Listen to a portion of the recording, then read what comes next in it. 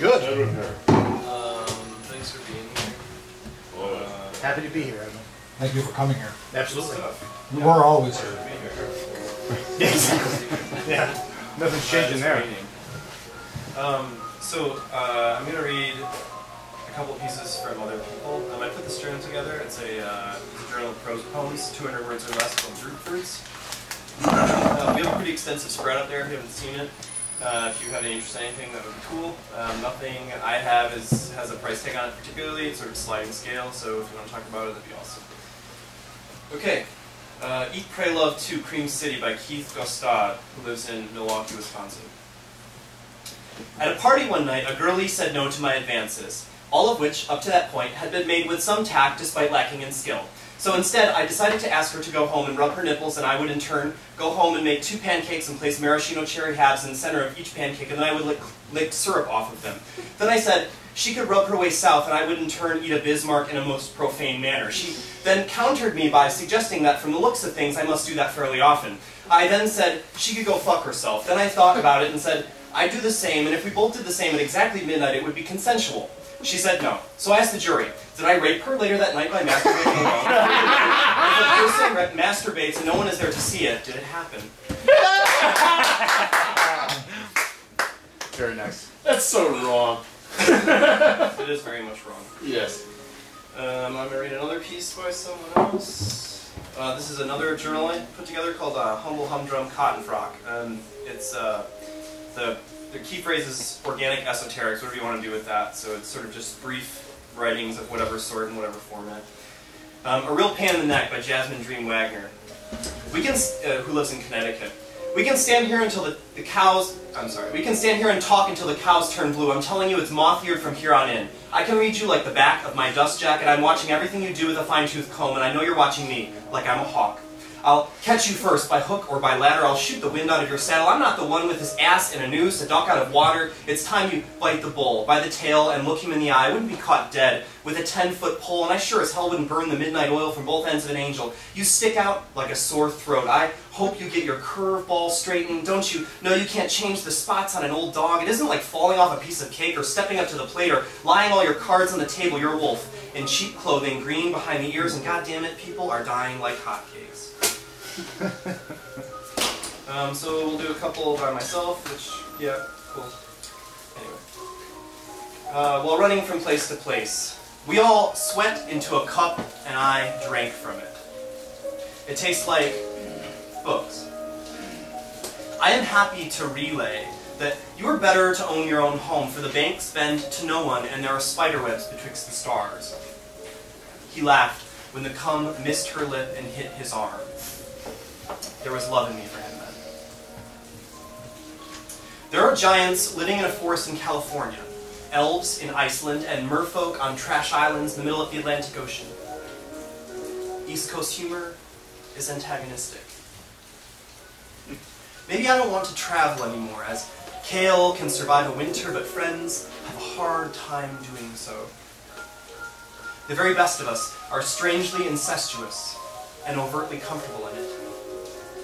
And magic happens, and brief moments spread over infinite expanses of time. And everyone accepts everything eventually. Amphibian life is our miner's canary. Our daily dishes dirty.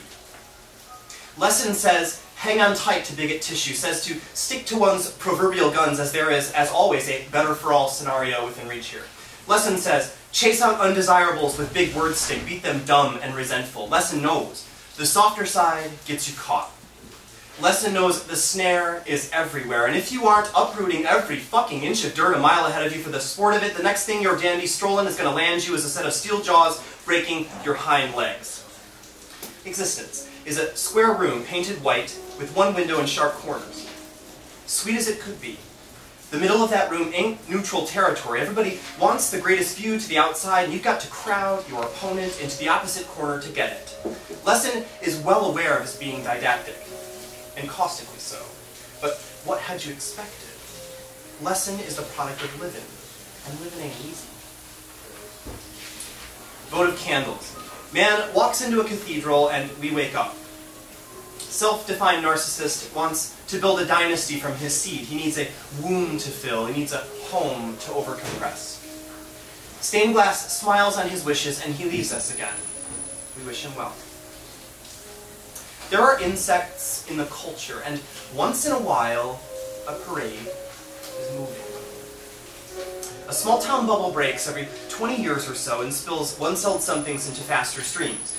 Threats have an effect on things, no matter the strength of them. We knew that beforehand, but it is clearer now than it has been.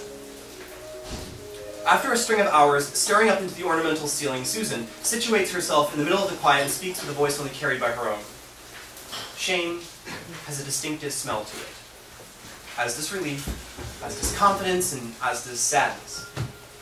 We are a layered history of such scents, the pungent washing out the subtle into collision spurring something disgustingly recondite. Our deterioration sweets the world with renewal, sweats out the boredom of days, and has a tendency to hurt if held too long. This is our part in the greater scheme of things. This is our purpose in time.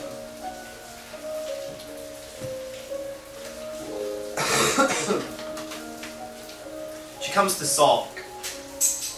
In through a leather jacket hallway, toenails chewed clean and low but hiding, a kick in the hips and throw of weight, and she sits, hurting the kitchen table air. A talk she weathers without opening it. She lids wide, crying dry and hanging lip to signal a want to hear something from me. Something to spread wide, integrity to fly high, fidelity I knuckle in to turn a smile. Keep calm the winds for just a while, for the night is warm and promising. Kind enough to curl in around us and peaceably nestle. Tomorrow she will crucify silence, and I will diagram a two-way street.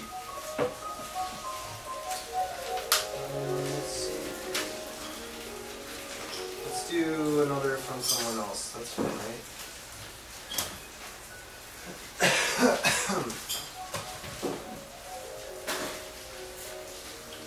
Papers. Yeah, so how's it going? How's everybody? Going pretty good. Good. That's good. He's a little bit sore. You should bend over and hang. And just Hang over. And let your head just roll. no, tomorrow I'm gonna have the hangover. Roll. Yeah. Watch out. Watch out. Normal Pearl by Edwin R. Tucker, who currently lives in Ann Arbor, Michigan. Spinning reapers mowing brown grass, blackened grass. If it's gotta be good, it's gotta be good. Crumblies always make the better choice when downhill dogling style. God, when their spots are taken, it's too light, he said. Take it back. Show me all you got, he said. Show me all you got, he said. I'm conscious of all the worlds, he said. He said, at least those that I'm conscious of, he said. Thank God in heaven the neighbors flush the radio waves properly this time. Stop coughing, he said. Adjust the speakers to face in, adjust them to face rightly. Sprinkle out the dust over the receiver into the receiver, not too light. If there aren't any clean socks by morning, I'll have your head, he said. It's gotta be good, it's gotta be good, he said. I can feel the mosquitoes, he said, sucking me off, mosquitoes sucking me off, they're sucking me off, he said, thank God in heaven, he said, because if it's gotta be good, it's gotta be good. I felt the sweat above my lip, he said, I felt it hit my tongue and explode, he said, oh God, the blackened grass, he said, the blackened grass, my neighbors fired shots, they all exploded, he said, exploded right there on my tongue, shards of color, split separate of form and intent and purpose, spinning around, it's too light, he said, it's too much, it's all too much, he said, my block, something's been doing about those books outside, red and blue spinning, separate of form, watching the houses, he said, the colors watch his house spinning all night, outside, around, the screaming, the tabs, the frozen mud puddles, sunset over the river, and it's all too much, he said. So in the end, it's gotta be good, he said. There's gotta be rage, there's gotta be love of country, he said. Take a blind eye, take a blackened eye, but black horns and heads and bodies with everyone, he said. Oh God, adjust, face in, he said. Adjust the face rightly, he said. Adjust the face rightly. Yeah.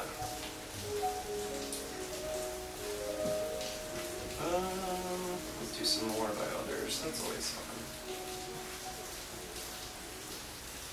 fun. Okay, this was funny. Well, should I tell stories? I don't like telling stories. You can infer as much as you'd like from the title. Cynthia's a pretty good friend of mine. This is by Cynthia Spencer. She lives in Milwaukee, Wisconsin, and we were sort of constantly arguing about aesthetics and that sort of thing. So she sent me this email, as she wasn't really submitting anything. She just sent it to be an asshole. Anything I can do, anything you can do, I can do better. By Cynthia Spencer. The next morning smelled like burnt popcorn, and the sky was singing a light drizzle in E minor, so I cozied up to a leather jacket and headed on down to the coffin nail store with my mind wrapped quietly around itself like the tail of a cat who's trying to be coy. From the bridge, the trees had halos like God had carefully smudged them into the sky with his thumb before inking in the branches, and I remembered standing on a shore in those woods protesting with the shadows, the moniker of Cindy Lou Who. But the cool thing about airports and cities is that as long as you keep moving, you don't have to exist. Still, the quiet keeps growing, and with the graying of the air, I find myself wondering when you'll realize that all I wanted was to help you sleep, and I find myself wishing that the slow fall never had to end in ice, and I find myself walking through our imaginary streets again, superimposing my silence on the blackness of the slate.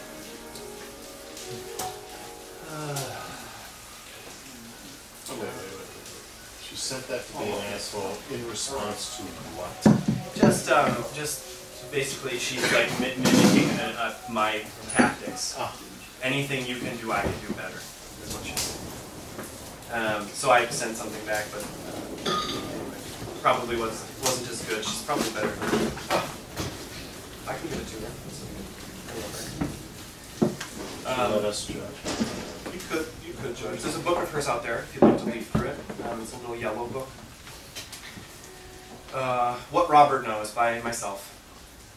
I may one day fold up neatly like a napkin, but only after years of intense speculation from those with no direct investment whatsoever, wondering why I would ever do such a thing like hang my coat in the closet until snow whirls into tufts halfway up the car tires. To which I argue that after coming out, she hangs over the back of this chair when not fit around me, and I am hard-pressed to lock her up again until long after the face of the earth is again clearly visible. But that is no answer. Okay. Let's do some wars. How am I doing? You guys getting bored? No, Bored I'm yet? not. I can't speak for anybody else. I think you spoke for somebody. I spoke for myself. Good. You spoke for everybody. Oh, just myself. I agree with Nick. Okay. Nick tells me what to do. I'm on board. I'm on board. Yeah, I agree. Okay, here's this kitschy sort of like New York school bullshit thing. If you want to hear that, it was a prompt like you stole the headings from an OkCupid account. Is that lame? We read it in New York because it was funny, but I mean we could do it now. It works. I mean, I'm it's from not New York, so so I don't maybe know I what might the New like York it. I don't know. You know, I don't know what the New York song is. no cyclopean in here though. Well, I'll keep that. Wherever you want. That's a very private thing. Yes, right now. you and Joseph can share. Yeah. Okay, well then here we go. I'm really good at making messes smell better for the sake of guests, discoursing the devastation in relation to potential and causality, offering compliments to whirlwinds and breezes alike, constructive criticism over a long lunch break, anxiety surfing, dancing in such a way to avoid the movement of my looser parts, following through on tasks both menial and overwhelmingly impossible, throwing up antagonistic or otherwise unabashed encouragement and keeping heartfuls, taking terrible photos off the walls of restaurants, walking long distances in bad shoes, carrying a suitcase, being sincere about my preference for the cold, blindly loving those undeserving alongside those who are, longing for something substantial, lusting in the morning, being reverent of custodians, navigation by nose, cohesion under pressure, oral sex in 3 speeds and with varying pressure and oscillations, and on, and in dribbling accumulations ad infinitum.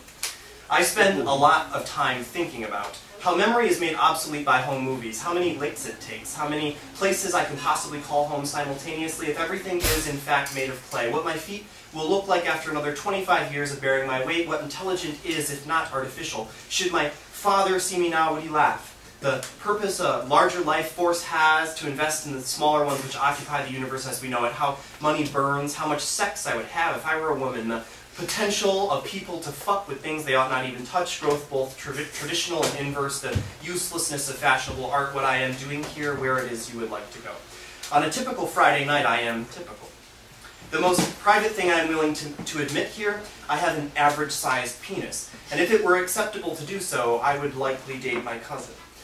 You should message me if you curl your toes while thinking. Yeah. So that's kind of fun. Yeah, it is. I like Okay. There's nothing wrong with prompts.